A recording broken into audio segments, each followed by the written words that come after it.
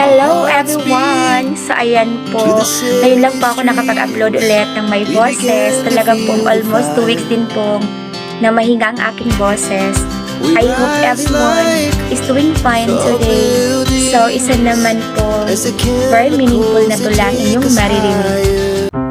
Naalala ko noong ako'y musmus pa, mahilig akong maglagay ng sariwang bulaklak sa aking florera. Ito ay yari pa sa lata. Yes po, talaga pong gawa sa lata po ang aking florera noon. Ikaw ba? Meron ka bang florera sa inyong bahay? Nilagyan ko ng palamuti ang aking florera. Ito ay naging kahali-halina. Iba-iba ang uri ng florera. Mayroong simple lang at mamahaling iba. Ang florera ay madaling mabasag. Ang sinumang makabasag nito ay nababagabag. Mahirap puin kapag ito ay nabasag na, tulad rin ng tiwala ng isang tao, diba?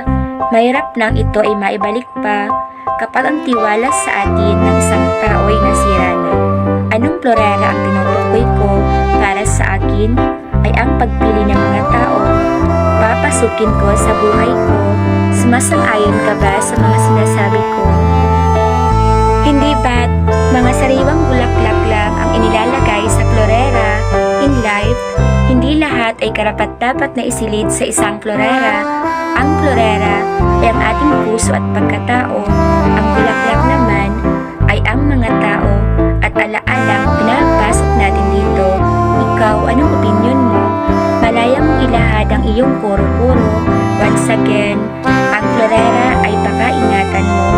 Huwag mong hayaang mabasag ito. Ang iyong sarili ay pakamahalin mo. Tulad ng isang florera, iniingatan ito at pinapahalagahan, di ba? Sumasang-ayon ka ba? Moral lesson: choose the best. Support system will bring out the best in you. Sympathize with you at your weakest moments. Congratulate you in times of victory and encourage you to be a better person. Do you agree? Keep in mind, everyone, 1 Thessalonians 5 verse 11. Therefore, encourage one another and build each other up as you are already doing. Once again, surround yourself with people who will lift you up on the higher ground. It's a simple reminder from yours truly. Pagpasensyahan nyo na po ang boses ko kung medyo hindi pa po kagaya nung dati, diba? Medyo pausbad din.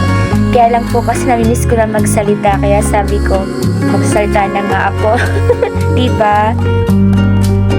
Bye everyone! Mag-iingat po kayo palagi, ha?